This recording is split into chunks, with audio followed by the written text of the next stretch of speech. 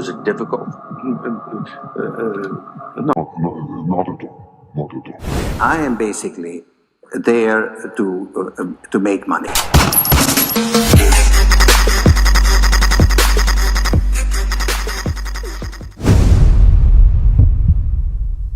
Todo ocurrió en la primavera de 1992. En ese momento, Soros vio que la economía británica arrastraba tantos problemas que acabarían afectando a la libra, un escenario que aprovechó para posicionarse en contra de la libra. El resultado fue que, en pocos meses, Soros obtuvo unos beneficios de más de $1.000 millones, mientras que el Banco de Inglaterra vio caer el valor de la libra, lo que obligó al gobierno a tomar la difícil decisión de abandonar el sistema europeo de intercambio. El Tesoro británico estimó que el coste del miércoles negro, el día en que se desarrollaron los acontecimientos, superó los 3.300 millones de libras, o unos $10.000 millones de hoy.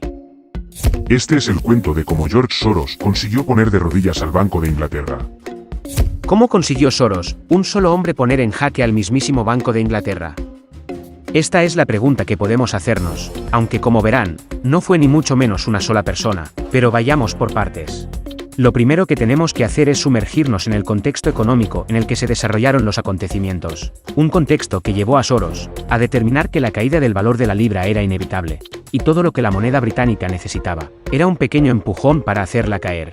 El Reino Unido tuvo bastantes dudas a la hora de unirse al recién creado Mecanismo Europeo de Intercambio, a finales de la década de 1980, cuando la Unión Europea aún estaba en sus inicios y era mucho más pequeña de lo que es hoy, con solo 12 miembros. El mecanismo de tipos de cambio fue un acuerdo establecido en 1979, con el fin de controlar el sistema financiero y mejorar el comercio. Su objetivo principal era regular los tipos de cambio entre las distintas monedas de los países miembros del Club Europeo. En ese momento, todos los países europeos seguían al marco alemán, la moneda más fuerte de Europa y del mundo. Financial Times of London saying he thought the Russian currency should be devalued by as much as 25%.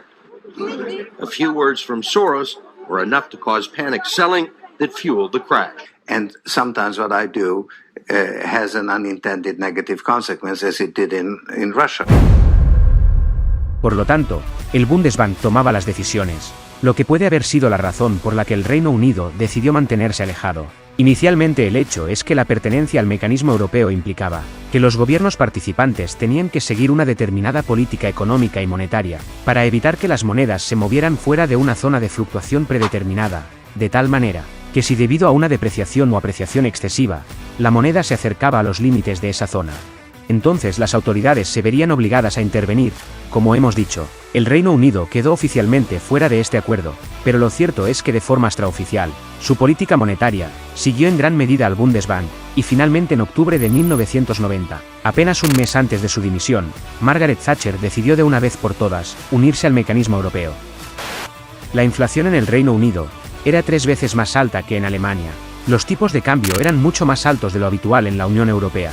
La productividad laboral británica seguía siendo significativamente inferior a la de Francia, y empezaba a surgir un claro problema con el déficit público.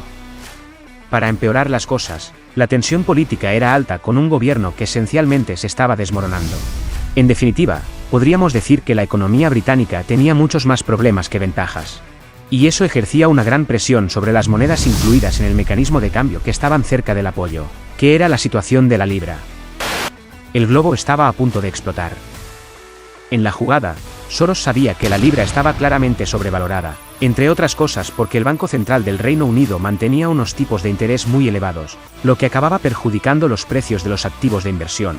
Además, con la economía ya en crisis, el equipo de Soros reconocieron que esto era insostenible, y que tarde o temprano, el Banco de Inglaterra acabaría bajando los tipos de interés, lo que llevaría a la devaluación de la libra, que es exactamente lo que ocurrió.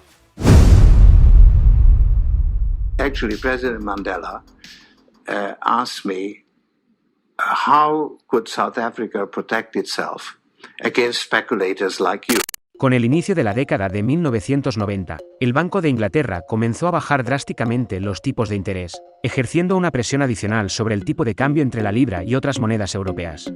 Este tipo de cambio apenas podía mantenerse dentro del margen de fluctuación. Precisamente por esta razón, durante 1992 George Soros construyó una enorme posición corta contra la libra, una posición que podía llegar a ser muy rentable si la moneda británica, que se encontraba justo en el límite, acababa rompiendo la banda inferior. El truco está en que una posición corta es cuando un inversor apuesta contra el valor de un determinado activo. Hay varias formas de tomar esta posición, pero la más popular es tomar prestado el activo, en este caso, libras, y venderlas en el mercado con la esperanza de comprarlas más tarde a precio más barato. El gobierno británico tuvo que actuar.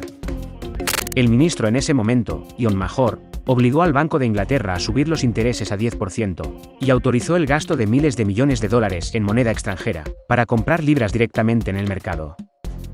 La influencia de la libra y evitar tener que salir del mecanismo europeo, solo 2 años después de unirse, estaban en juego, pero todos los esfuerzos para mantener la forma de la libra fracasaron, ya que particularmente George Soros aumentaba cada vez más su posición en contra de la moneda británica, haciéndola caer aún más.